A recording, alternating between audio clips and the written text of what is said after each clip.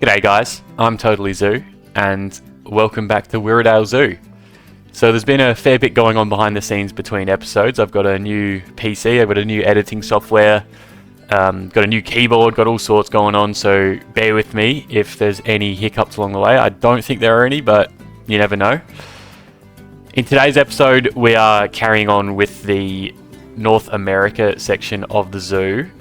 And I failed to mention it explicitly in the last episode, but I did leave the entrance to that area quite unfinished with the last one because I wasn't entirely sure how I wanted to finish it up, and I felt like that episode had gone long enough. So we are helping finish off the opening section of that area, as well as adding this new habitat, which, as you would have seen in the title and thumbnail, it's a Black-Tailed Prairie Dog habitat. I mentioned this in the last episode. These species are really not that common in Australia. I'm not sure if we have many of the North American species at all in any zoos in Australia, certainly not ones that I've been to. So I think this would be a really big draw for an Australian zoo. So I wanted to make sure that we got that relatively early, and I also wanted to begin a bit of a mini themed area within the North America section of the zoo, but we will get around to that. As you can see, we're doing a rock wall for the prairie dogs, which I'm not sure how common it is, but I felt like it was quite an ideal type of wall to be using to block off the view of the building in the background, which is not the prettiest view. So it blocks off a lot of that, as well as allowing us to put a bit of plant life and whatnot alongside the rocks, which helps replace the fact that we can't actually put plants in the habitat itself because the prairie dogs would eat them and dig them up. So I got to work with that rock wall as well as this nice little doubled wall pattern. This is a really simple way to make your zoo look more realistic, and I talk about the realism way too much, but it's for a good reason.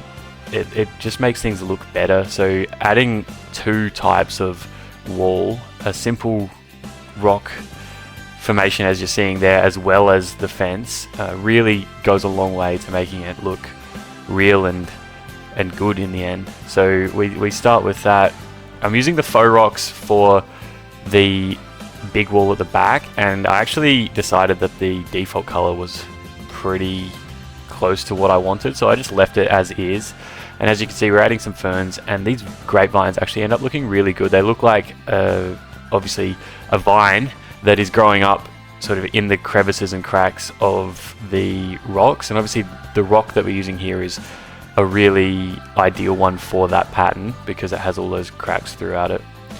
So we'll go straight into the building tip early on today, because it's what I'm doing right now. It's copying and pasting. When you're doing anything that is heavily natural, when it's meant to look really natural, you can get away with a lot of copy and paste. So I put a fair bit of time and effort into making sure that the first segment of rocks looked quite nice, and then what you can do is just copy it, move it and paste it, and it is very hard to tell that anything has happened. You don't notice those patterns across two different ones, even if they're directly side by side.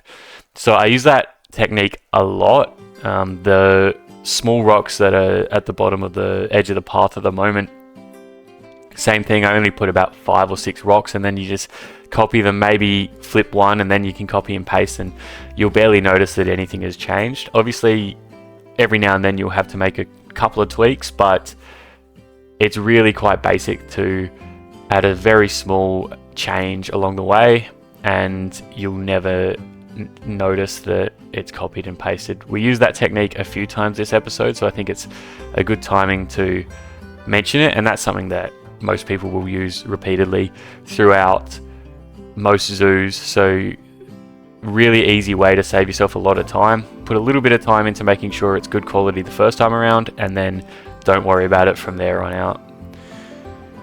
So as you can see, the habitat for the prairie dogs is actually pretty large. Most prairie dog habitats that you might see elsewhere are probably going to be a bit smaller, but I think this is something that we can build into the story of the zoo that we're building.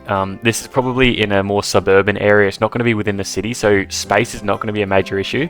And with that in mind, we can go out of our way to make sure that these animals have a lot of space and they're really well looked after. So that's part of that story, and we'll sort of add to that idea of the story as we go across the zoo. Now, this area here I thought was a nice thing that we could add a little underground view of the prairie dogs. Now, because of the pathfinding in this game, obviously you can't really have proper underground viewing. They just won't pathfind into small and tight spaces, which is exactly where they would be if they were underground. So I just added this sort of overhang with the rocks so that the prairie dogs can go underneath that. I don't think that's entirely unrealistic. I'm not sure it's the most accurate representation of the way that they live, but it does reflect some of the habitats that I saw online when I was researching these guys. So I think it's not unheard of to have something like that.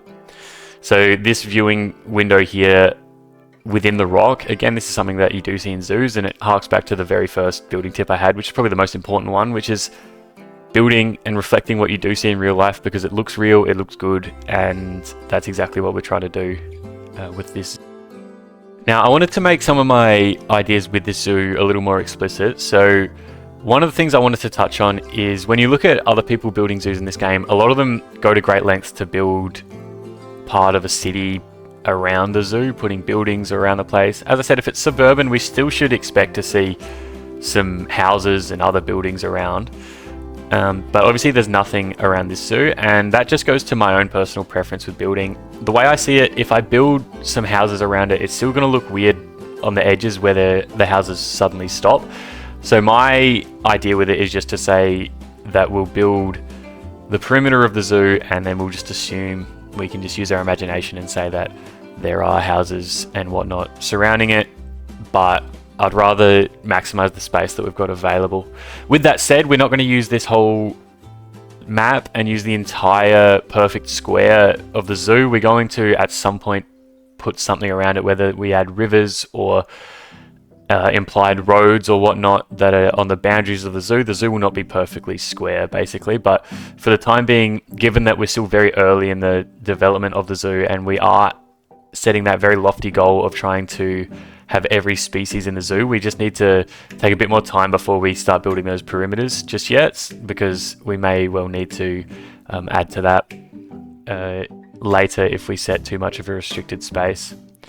So as you can see, we're putting some bio roof type material on the top of that overhang, and I was quite surprised by how well it turned out. A very basic thing of adding the grass with the flowers and a couple of those smaller bushes, it ended up looking really quite nice. And again, the old buzzword that I'm going to continue to say a lot, it looks fairly realistic to what you might actually see. I added a couple of these burrows into the habitat. I know the prairie dogs actually dig their own little holes in the ground, but I liked the idea of some of these sort of permanent ones, and they do look fairly nice in my opinion, sitting there at the base of that tree and at the base of that overhang as well. These rocks here, it's a really simple trick just to add some nice little pebbles. You just sink those rocks into the ground a bit and you get some shale looking type things that are sticking out. I wanted to give the prairie dogs a bit of a vantage point to look around. They do destroy grass that is around them in the wild in order to allow them to see a bit better into the horizon so that they aren't going to be hunted. So giving them a little vantage point, I thought in real life they might like that. They might really benefit from that. I didn't put a mesh roof over the top, and I found a couple of zoos that don't do that. My idea with this is that the tree above them is what's the main thing that's protecting them from predatory birds and whatnot. I know birds could roost in the tree, but looking at that oak tree, it feels quite difficult for a bird to be getting in there, and maybe we can use our imagination that the zoo has put some plastic or whatnot around the branches of the tree to prevent the birds from getting up in there and swooping down and eating any of the prairie dogs. Hopefully that doesn't happen in our zoo. Luckily, I happen to know that they won't do that because it's not a mechanic in the game. But yeah, in real life, again, we'll just say that I know that there are real life zoos and other habitats that don't do that. So we're going to say that we won't do it, and I'm sure that they'll get away with it. So as you can see, we're extending that little pathway along. These bushes add a huge amount to it. The nice look of the zoo, and again we add some of this grass and the reeds and everything, and again those rock walls along the side. I don't finish the other side of this path just yet because I'm a bit scatterbrained with the way that I build, but when I do, I think it looks so much better than it did when it was just the dirt path. When you have the actual path delineated properly, it adds a lot, as does this. We just add a small little edge to the building here, and it really makes it look a ton better. It looks so much better when it's not just a piece of material just coming straight out of the ground. There's actually a bit of a edge, which you do see again a lot in real life. I ummed and ahed a lot about this last section, whether that was going to be rock or a different type of wall. I opted to just go for the rock again eventually, which I was trying to avoid, but I decided it's probably the best option. And then we add a couple of other bits of plant life and whatnot in that little gap there. This circular bit of path is the idea for the next habitat that I want to build along this way. I somewhat regret building this edge of the path alongside as well, because given the way that paths work in this game, it may well have to change as I add more to it, but I guess we'll find out. I'm hoping that it's not too bad anyway. Now, I did mention in the last episode about the potential information boards and whether I should make custom ones, and I ended up biting the bullet. When I got the new PC, I had to get a new keyboard and all this stuff. It took quite a while before I could actually use it, and in the meantime I had my laptop and I decided to make some education boards. So what I did, I opted for a really basic approach to that. I wanted to spend a bit of time making one good one and make it so that I could quite easily replace that one with alternative species, basically. So we've got a really basic board with an image of the species, a very brief description of them, and obviously their name and their endangered status. So here I'm building the actual habitat information boards. I did mention last time, and I failed to properly explain myself, that it's a little unfortunate we don't have the metal or plastic education boards. We can sort of make it look like that with the screens. We can make it look like that if you use the ones that aren't illuminated, but it's a bit of a shame that the ones that you have to use in franchise mode and whatnot don't have that option. They all have to be proper screens, which don't look too good. So here's the prairie dog one. I think it looks really good. I was actually really surprised by how good it looked when I actually put it in game. So I'm really happy with that. And I move it over to the coyote and to the Galapagos tortoise ones as well. And I made those. So the first one probably took 1 to 2 hours to make, and then the next two took about 5 minutes each maybe. So really basic. I also took advantage of just the fact that I'm making videos about this, and I just took the images that I'm using in the thumbnails for these videos and chucked them onto the board. So that saves a bit of time as well, trying to get a nice screenshot, and also is a bit of a cheeky sort of wink at the fact that I am making these videos, and sort of a self-referential thing there. So I figured, you know, these things aren't too easy to see, so here's the actual images. They're not very high quality, and that's just because of the nature of they need to be a certain size in order to go into the game screens, so that's why they're a bit blurry at the moment. But as you can see, just a really brief thing, clever canine and prairie protectors and that type of stuff, and yeah, a really basic heading there with their IUCN endangered status. So from here, I was pretty happy with the actual habitat itself for the prairie dogs. I just wanted to add a few finishing touches to it and then work more on the opening area to the Wild North America section of the zoo, because it's very, very empty. So this is back to what I was talking about with copying and pasting, and just you can be lazy and it doesn't actually look lazy. It looks really good. So if you spend a bit of time working on getting a really nice high quality looking patch of forest, you can basically just copy and paste that and do it on repeat. So the way I do it with a forest is, if you're going to have trees and whatnot, you don't want to have them on the very edge of what you're building. You want to have at least a bit of space between them. So as you can see here, we're adding this sort of wattle bush, moving that tree more to the midline, adding a few rocks and things in the ground, which again look really nice when you've got them laid out properly. And on the other side of this patch as well, I end up adding another small little bit of grass and rocks and these trees here, which are buried heavily underground. And then what I can do is grab the whole thing, as you'll see in a moment, and just copy and paste it. I flip it over and move it there, and then just move anything that needs a little bit of slight movement to fit with the path. And again, it's very hard to notice that I have just been lazy and copied and pasted there.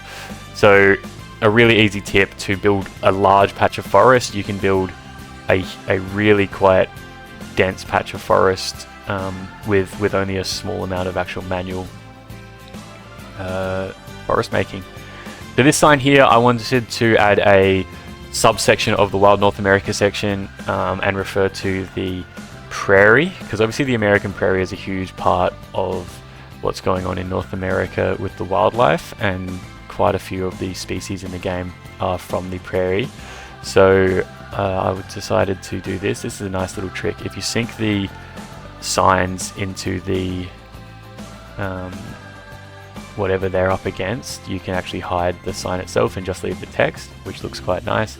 Just added a little sunflower, which I had to look up and make sure the sunflowers are on the American prairie, and then you can just put it in here to say life on the prairie, so it's a reference to that. This is another great education board thing I got from the Steam Workshop. Really looks good. Lots and lots of parts. I couldn't actually delete it in one go because there's so many parts. The game couldn't actually handle deleting it all, so I had to delete it bit by bit. And as you can see here, I copy and paste that forest quite a few more times and just add some little tweaks along the way. I forgot to add branches and logs along the ground there, and I ended up doing that later on. But here's another huge thing that adds so much to the appearance of the zoo, adding just liners along the path. Now, the best thing you can do for that is use natural paths. It's really good to be lazy and look really, really nice, because for two reasons. One is obviously paths are very clearly delineated within the game itself, but if you use natural paths, you can just use terrain paint to make it look like the path is extending a bit further than it actually does. But also, you don't need to build these proper liners along the way. You can build simple things like a fence or whatnot that can sit along on the side of the path. Whereas here I have to go to all the effort of laying these out. And I cut out most of the footage of that because it's pretty boring, but yeah, there you go. These eucalyptus trees, again, part of the story of what we're doing. I feel like eucalyptus trees are, the zoo has been built around them. So they've seen where the trees are and they structure where the zoo is around where the trees are, so they don't have to chop down any of the big native trees in the zoo. And a lot of the other ones, like the forest-ish area that we've got on the side of that path here that we're building with all the copy and paste tricks, that one is again sort of probably stuff that's been there for a good amount of time, and they do that. So this is what I mentioned, just finishing off the lining of the path. You add a few of these rocks and extend out that bit of the reeds there, and it just ends up looking so much nicer than just having a basic path. Here's the branches. It's the exact same trick as I've repeated a few times now. I put, I think, only 5 branches on the ground here and spend a bit of time trying to make it look slightly natural looking. And then all I do is just copy and paste and forget to turn it into a group, and so I put it back in, then copy and paste it, and I put it in a handful of times. When it's intersecting with logs or whatnot, or trees or rocks, I just move it so it fits in and looks kind of nice, and just do that a handful of times. And again, you would not notice unless you were really looking for it that that's just copied and pasted quite a few times across the area. So today's video was a little bit shorter than the previous ones. Obviously in the first few we took a bit of extra time with the setup of the zoo itself and developing a bit of structure, and also it was new for me making videos in general, so there was a little bit along the way to work on there. So if you do like the slightly shorter episodes, let me know. If you prefer the previous ones, drop a comment and just let me know what's your preference. And drop a comment in general if you got any feedback or suggestions, ideas, always open to that. And if you watched the video and like what you see, please do consider subscribing. I plan on making a fair few more of these. We'll jump into some cinematics in a moment, so thank you for watching and have a good one.